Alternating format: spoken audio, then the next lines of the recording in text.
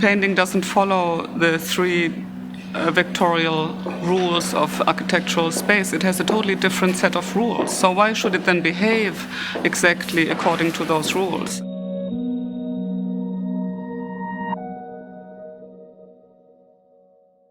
I'm probably thinking very fast, but I need a very slow environment. Painting is also very slow.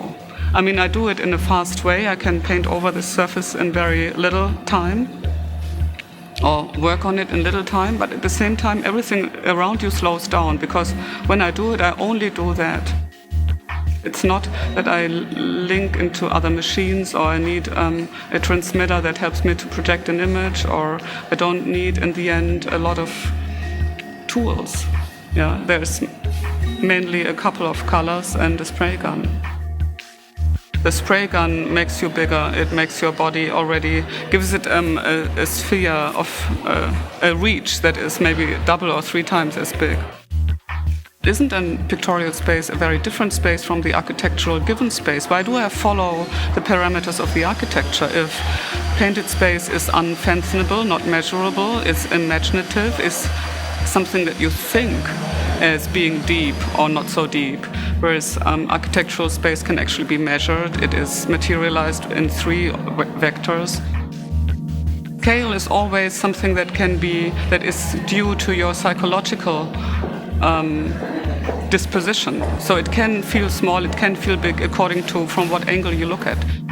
It's maybe an intermediate between the materialized, measurable, and the imaginative, not yet materialized. And I think exactly in between these two areas, that's where a painting is maybe marking the borderline between the thought and the visible. I think that the work considerably changes when people move through.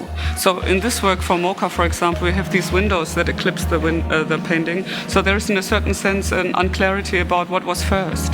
Was the painting first and the building moved in, or was the window there and I moved over it, and over it is no painting to be seen because there's no hold for the painting can't grip really. And so these windows kind of are little active components where people can appear, can change how the painting looks all the time and move around, and I find that's an interesting. Then comes the staircase into play as well. So I think this correlation of the window as a stage and the staircase as a stage is very interesting. And the painting is somehow folding around it. It's not actually the paintbrush that touches the surface and links the body to the architectural rules, but the independence from the surface with your eyes, just seeing something happen somewhere and then realizing it by using a paintbrush that also takes the body away from the surface, but you move freely in the volume rather than on the surface of the volume. And that's how I understood all of a sudden I could generate a new approach to what painting could be like and how it could appear in our environment, not only in a museum but everywhere.